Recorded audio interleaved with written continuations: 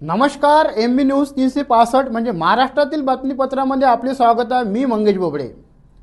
बातमी बघण्यापूर्वी आमच्याला लाईक आणि सबस्क्राइब करायला विसरू नका। तर बघूया आजची विशेष बातमी।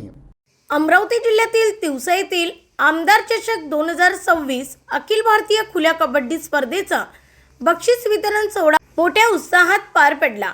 पुरुष गटात युवा फलटण पुणे तर महिला गटात काशा हरियाणा संघाने अजिंक्यपदावर आपले नाव कोरले।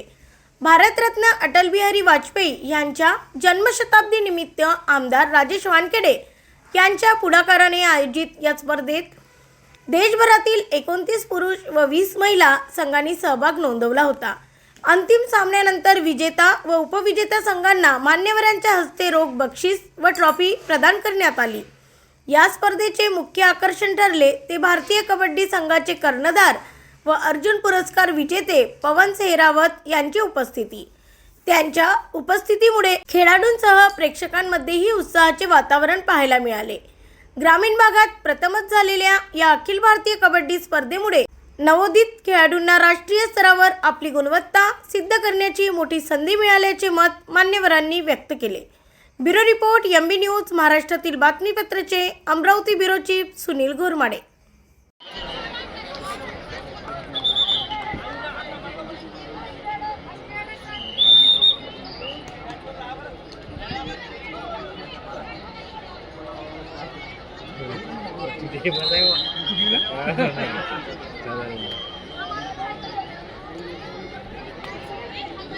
तालुक्याबद्दल तिवसासारख्या ठिकाणी राजेशजी वानखेडे मित्र परिवाराच्या माध्यमातून अखिल भारतीय कबड्डी सामन्यांचं आयोजन करण्यात आलं आणि आज कबड्डीवरती आपल्या परिसरामध्ये राहणाऱ्या नागरिकांचं जे प्रेम आहे ते ह्या ठिकाणी राजेशजी वानखेडे यांनी आयोजित केलेल्या सामन्यांवरून दिसून आलेलं आहे।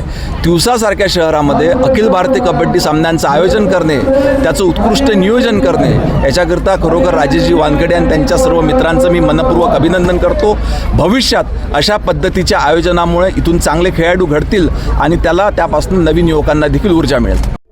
ग्रामीण भागामध्ये खरं तर आवडीचा खेळ आहे, परंतु थोड्याशा राजकीय आणि शासकीय अडचणी मधल्या काळात होत्या, परंतु राजीवभाऊंच्या माध्यमातून अत्यंत चांगलं आयोजन आता तिवसा मतदारसंघामध्ये सुरू झालं आहे आणि लोकांमध्ये त्याबद्दलची आवड आहेच। पहिल्यापासूनचा आपला ग्रामीण भागाचा हा खेळ आहे, त्यामुळे उत्स्फूर्तपणे प्रतिसादही लोकांचा लाभून राहिला आहे आणि मागच्या वेळी एक चांगलं आयोजन राजीवभाऊंच्या व संपूर्ण त्यांच्या टीमच्या माध्यमातून झालं होतं। त्यामुळे यावेळेस पुन्हा लोकांची गर्दी, प्रेक्षकांची व क्रीडाप्रेमींची, खास करून कुस्तीच्या आपल्या कबड्डीच्या प्रेक्षकांची, क्रीडाप्रेमींची गर्दी मोठ्या प्रमाणात झालेली आहे आणि त्याचा उत्साहही प्रचंड आहे। भविष्यातही असेच आयोजन राजीवभाऊच्या माध्यमातून सातत्यानं होत राहील आम्हाला विश्वास आहे आणि अशीच मेजवानी दरवर्षी आपल्या भागातील सर्व क्रीडाप्रेमींना त्यांच्या माध्यमातून मिळेल हाही विश्वास आहे। मी राजीवभाऊंचं, त्यांच्या संपूर्ण टीमचं मनपूर्वक अभिनंदन करतो आणि असंच आयोजन सातत्यानं दरवर्षी होत राहावं अशी अपेक्षा व्यक्त करतो। दरवर्षी अत्यंत मेहनतीने त्यांच्या सहकार्याच्या मदतीने ही कबड्डी स्पर्धा भरवत असतात आणि आपण पहा की दरवर्षी ही स्पर्धा अजून लोकप्रिय होत आहे। आज अशी स्थिती आहे की इतक्या जास्त टीम्स आल्या आहेत की इतक्या अजूनही फायनल्स व्हायचं आहे आणि आतमधलं मैदान हे खचाखच भरलेलं आहे, आतमध्ये बसायला जागा नाही आहे। मला असं वाटतं की जे 10 वर्ष अगोदर, 20 वर्ष अगोदर जे कबड्डीची संस्कृती होती, जे एक प्रेम लोकांमध्ये कबड्डीबद्दल होतं, ते आता परत अनुभवाचा दिवस आले आहेत आणि एवढ्या मोठ्या स्पर्धा तिवसासारख्या ठिकाणी आयोजित करणं हे अतिशय कौतुकास्पद आहे।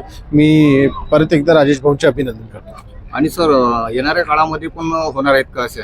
निश्चितच ही जी एक अशा पद्धतीच्या स्पर्धा जी असतात ते एकदा कार्यकर्त्यांनी जर यशस्वी करून दाखवली तर ऑन पब्लिक डिमांड हे लोकप्रतिनिधींना करावंच लागतं। राजेश भाऊंची इच्छा जरी असली नसली तरी जनतेची इच्छा आहे की राजेश भाऊंनी दरवर्षी या स्पर्धा आयोजित कराव्या।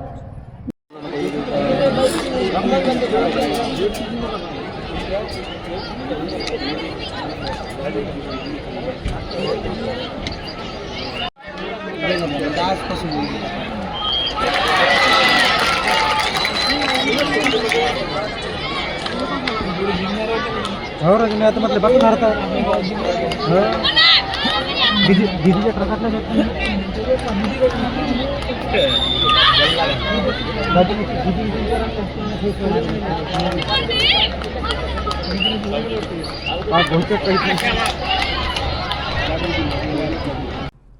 ही होती आजची विशेष बातमी.